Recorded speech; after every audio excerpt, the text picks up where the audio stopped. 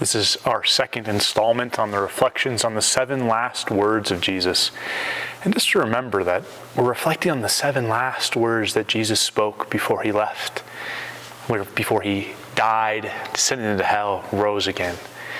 As if we would think of the analogy to a loved one, those last words that they say have a certain importance, a certain gravity about them that can draw our attention and help us remember who they were, who they are, and who they are to us. So that first word, Father, forgive them, for they know not what they do. We hear about the heart of Jesus that is always directed towards the Father, that is always in relationship with the Father. Forgive them. It's a heart of forgiveness. They know not what they do. Our Lord understands us perfectly. And our second word comes just shortly after that.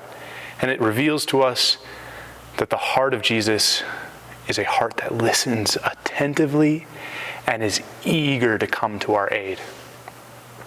It's the word that comes after the good thief on the side of Christ asks him, Jesus, remember me when you come into your kingdom.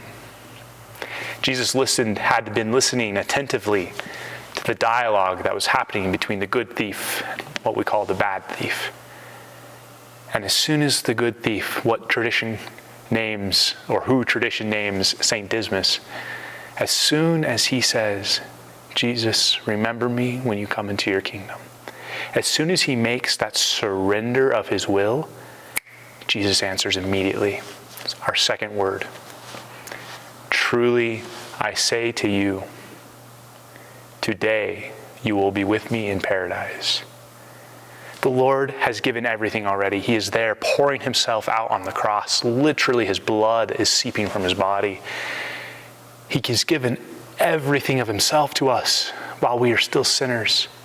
St. Paul says this is a testimony to God's love for us, is that while we were still sinners, he gave his entire life for us.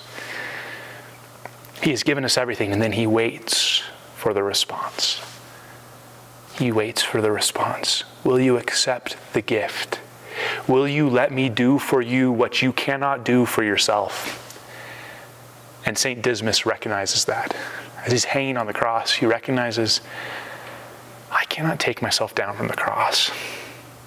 I cannot undo the wrong and the evil I have done. I cannot earn my way into heaven. My only option is to let Jesus do it for me. To surrender our will over to God. We oftentimes think that what really matters is what we do. But the contrary is true. What really matters is what we let Jesus do to us. And that's the reflection that the second word brings us to.